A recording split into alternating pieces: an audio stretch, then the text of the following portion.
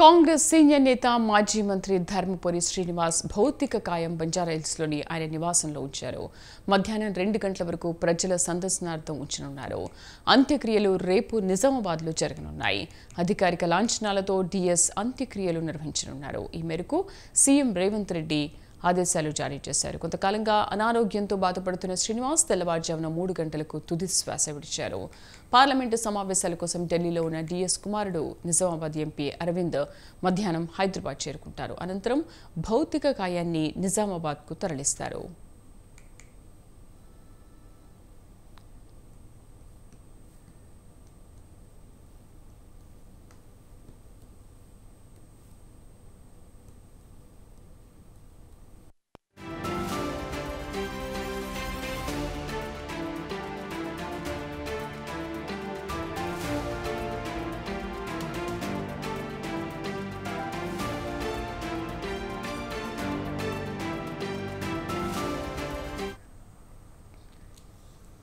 DS మృతి పట్ల తెలంగాణ ముఖ్యమంత్రి రేవంత్ రెడ్డి సంతాపం ప్రకటించారు. ఉమ్మడి రాష్ట్రంలో కాంగ్రెస్లో డీఎస్ కీలక పాత్ర పోషించారని కొనియాడారు. సుదీర్ఘ కాలం పార్టీకి విశిష్ట సేవలు అందించారని పేర్కొన్నారు. ఆయన కుటుంబ సభ్యులకు ప్రగాఢ సానుభూతి తెలియజేశారు. డీఎస్ పార్థివ దేహానికి కాంగ్రెస్ సీనియర్ నేత వి హనుమంతరావు, మాజీ స్పీకర్ పోచారం శ్రీనివాసరెడ్డి నివాళులర్పించారు. డీఎస్ మృతి పట్ల మంత్రులు పొన్నం కోమటిరెడ్డి సంతాపం ప్రకటించారు. కాంగ్రెస్ పార్టీలో డీఎస్ ట్రబుల్ షూటర్గా పేరుగాంచారని, ఆయన మృతి పార్టీకి తీరని లోటని పేర్కొన్నారు.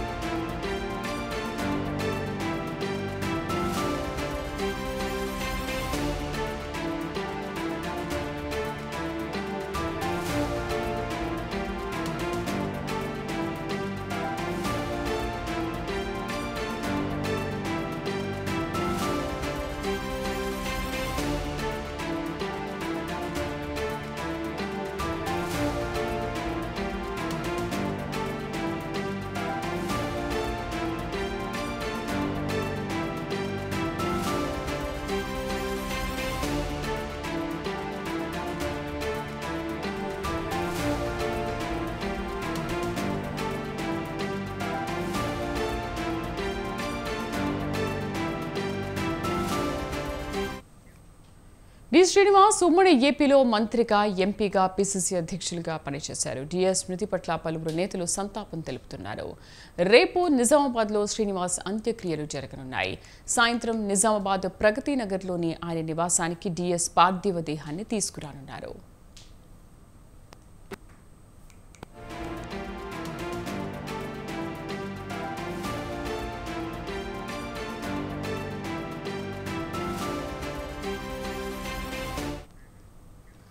నిజామాబాద్ జిల్లాకు చెందిన ధర్మపురి శ్రీనివాస్ 1948 సెప్టెంబర్ 25న జన్మించారు. ఈయనకు 2 కుమారులు. పెద్ద కుమారుడు సంజయ్ నిజామాబాద్ నగర మాజీ మేయర్గా పనిచేశారు. ప్రస్తుతం ఆయన కాంగ్రెస్లోనే ఉన్నారు. అలాగే చిన్న కుమారుడు ధర్మపురి అరవింద్ బీజేపీ నుంచి నిజామాబాద్ ఎంపీగా కొనసాగుతున్నారు. డీఎస్ 1989, 99, 2004లో 3 సార్లు ఎమ్మెల్యేగా గెలిచారు. వైఎస్ రాజశేఖర రెడ్డి ప్రభుత్వంలో మంత్రిగా పనిచేశారు. ధర్మపురి శ్రీనివాస్ ఉమ్మడి రాష్ట్రంలో పీసీసీ అధ్యక్షుడిగా సుదీర్ఘకాలం పాటు సేవలందించారు. 2014 అనంతరం బీఆర్ఎస్ పార్టీలో చేరిన ఆయన కొద్ది రోజులుగా ప్రభుత్వ సలహాదారుగా పనిచేశారు. ఆ తర్వాత రాజ్యసభ సభ్యునిగా కొనసాగారు. కొద్ది రోజులుగా అనారోగ్యంతో బాధపడుతున్న ఆయన ప్రత్యక్ష రాజకీయాలకు దూరంగా ఉన్నారు.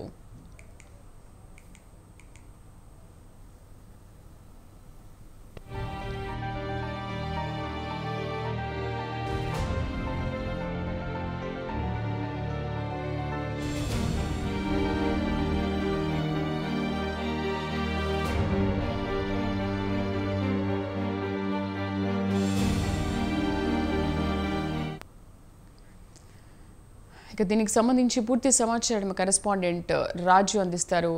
రాజు, ఎప్పుడు నిజామాబాద్కు పార్థివ దేహాన్ని తరలించనున్నారు? ఇంకా ఎంతసేపట్లో ఆయన కుమారుడు అరవింద్ ఇక్కడికి చేరుకోనున్నారు? ప్రస్తుతం ఆయన ఇంటి వద్ద పరిస్థితి ఏంటి?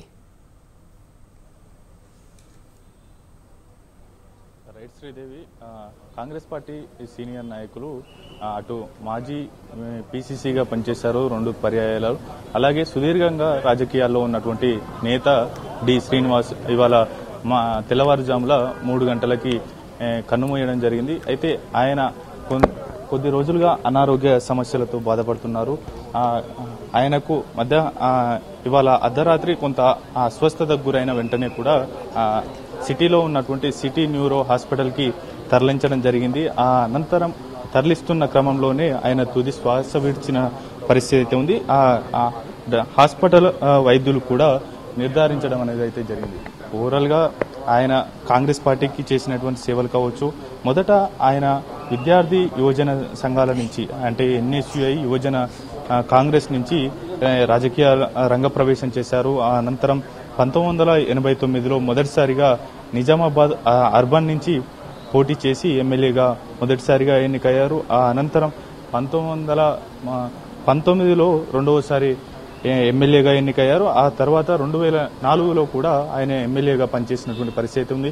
దాంతోపాటుగానే 2 పర్యాయాలు ఆయన పిసిసి ప్రెసిడెంట్గా కొనసాగినటువంటి నేపథ్యం ఆయనది. దాంతోపాటుగానే వైఎస్ అలాగే డిఎస్ ఇరువురు నేతల కలయికలో కాంగ్రెస్ పార్టీ అధికారంలోకి వచ్చింది. వారి కాంబినేషన్ కూడా బంపర్ మెజారిటీతో అధికారంలోకి వచ్చింది.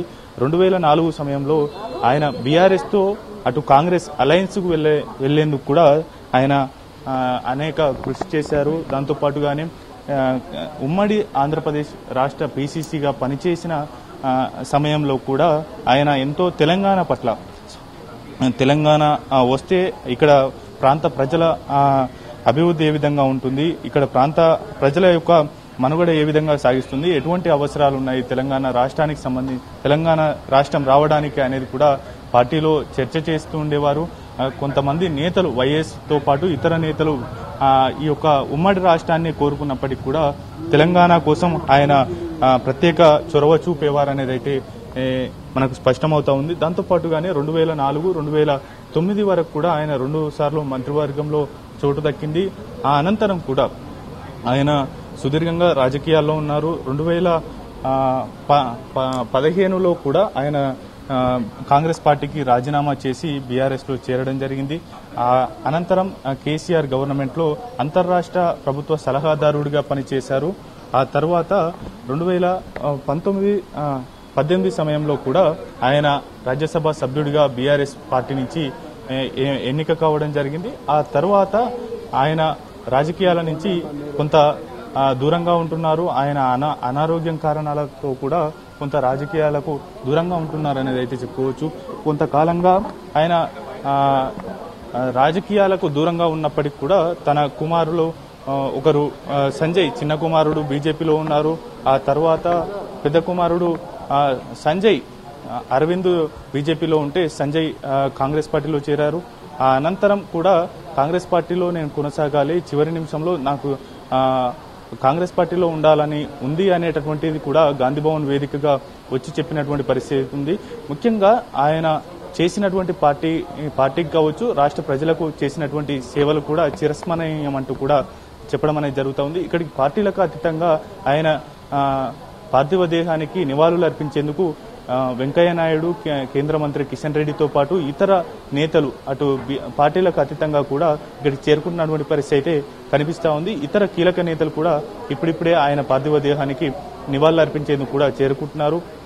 అయితే ఆయన ఇవాళ ఉదయం తెల్లవారుజామున 3 గంటలకు తుది శ్వాస విడిచారు. అక్కడి నుంచి హాస్పిటల్ నుంచి నేరుగా ధర్మపురి అరవింద్ నివాసానికి తీసుకువచ్చారు. ఇక్కడ మధ్యాహ్నం వరకు కూడా ఆయన పార్థివ దేహాన్ని సందర్శనార్థం ఇక్కడ హైదరాబాద్ లో ఉంచుతారు. ఆ అనంతరం ఇప్పుడు ప్రస్తుతం పార్లమెంటు సమావేశాలు కొనసాగుతూ ఉన్నాయి కాబట్టి ఎంపీ ధర్మపురి అరవింద్ ఈ తండ్రి మరణ వార్త తెలియగానే హుటాహుటిన ఇక్కడికి చేరుకునేటటువంటి ప్రయాణమయ్యారు.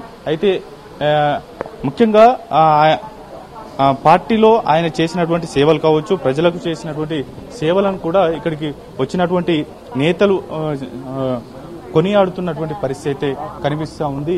ముఖ్యంగా ఇక్కడికి వచ్చినటువంటి నేతలు వీరితో పాటుగానే ఆయనతో ఉన్నటువంటి అనుబంధం, అంచలంచలుగా ఎదిగినటువంటి అంకిత భావం ఆయనది. దాంతో పాటుగానే సామాన్య కుటుంబం నుంచి రాజకీయాల్లోకి వచ్చినటువంటి నేతగా ఆయనకు పేరుంది కాబట్టి ఆయనను కొనియాడుతున్నటువంటి పరిస్థితి ఉంది. ఆయనతో పాటుగానే పనిచేసినటువంటి సమకాలీకులు వారితో పాటుగానే పీసీసీగా కొనసాగిన సమయంలో ఆయన ఏ విధమైనటువంటి తెలంగాణ పట్ల ఏ విధంగా ఉండేవారు, తెలంగాణ కొంతమంది పార్టీలో వ్యతిరేకించినప్పటికీ కూడా ఆయన తెలంగాణ పట్ల కొంత మక్కువతో ఉండేవారు అని వింటా ఉన్నాం. అయితే ఎట్లా ఉండేది సార్ ఆయన పిసిసిగా ఉన్నప్పుడు? ఆయన జన్మత ప్రత్యేక తెలంగాణ రాష్ట్రవాది. ఆయన స్వర్గీయ జి రాజారాం గారి శిష్యుడు. తెలంగాణ ఉద్యమం 1968లో జోరుగా సాగుతున్న సమయంలో యాక్టివ్గా పార్టిసిపేట్ చేసినటువంటి వ్యక్తి. ఆయన ఎన్ఎస్సీలో యూత్ కాంగ్రెస్లో ఉన్నప్పటి నుంచి కూడా వారితో మేము సన్నిహితంగా వెళ్ళటం జరిగింది. తర్వాత ఆయన పిసిసి అధ్యక్షుడైనప్పుడు అప్పటికి నేను పిసిసిలో జనరల్ సెక్రటరీగా ఉండుంటి. ఆయన వచ్చిన తర్వాత మళ్ళీ తన కార్యవర్గాన్ని పునర్వ్యవస్థీకరించినప్పుడు ఆయన నన్ను మళ్ళీ జనరల్ సెక్రటరీగా తీసుకోవటం జరిగింది. కీలకమైన బాధ్యతలు అప్పగించడం జరిగింది.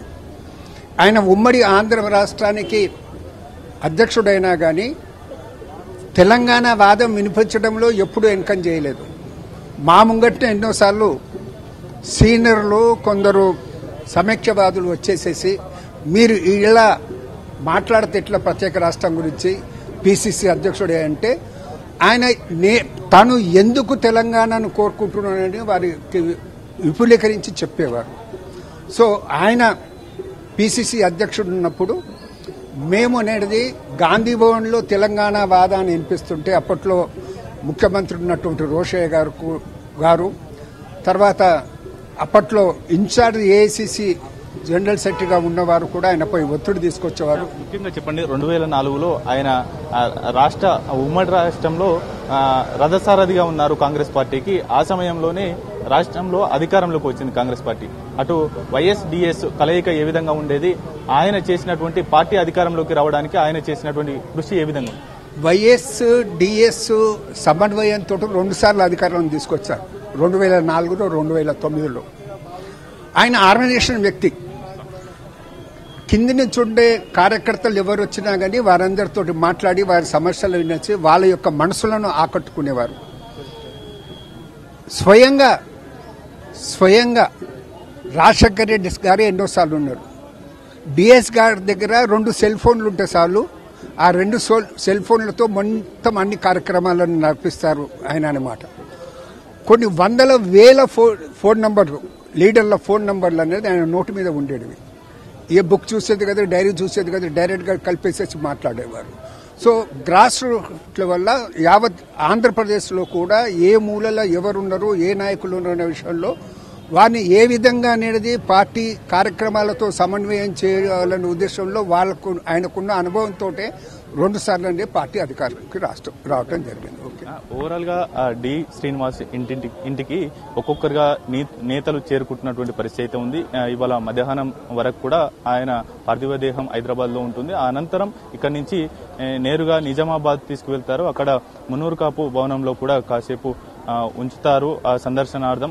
అనంతరం రేపు అధికారిక లాంఛనాలతో నిజామాబాద్ లోనే ఈ యొక్క అంత్యక్రియలు నిర్వహించేందుకు ప్రభుత్వం ఏర్పాటు చేస్తా ఉంది. దాంట్లో భాగంగానే ఇప్పటికే సిఎస్ శాంతకుమారికి సీఎం రేవంత్ రెడ్డి ఆదేశాలు జారీ చేశారు.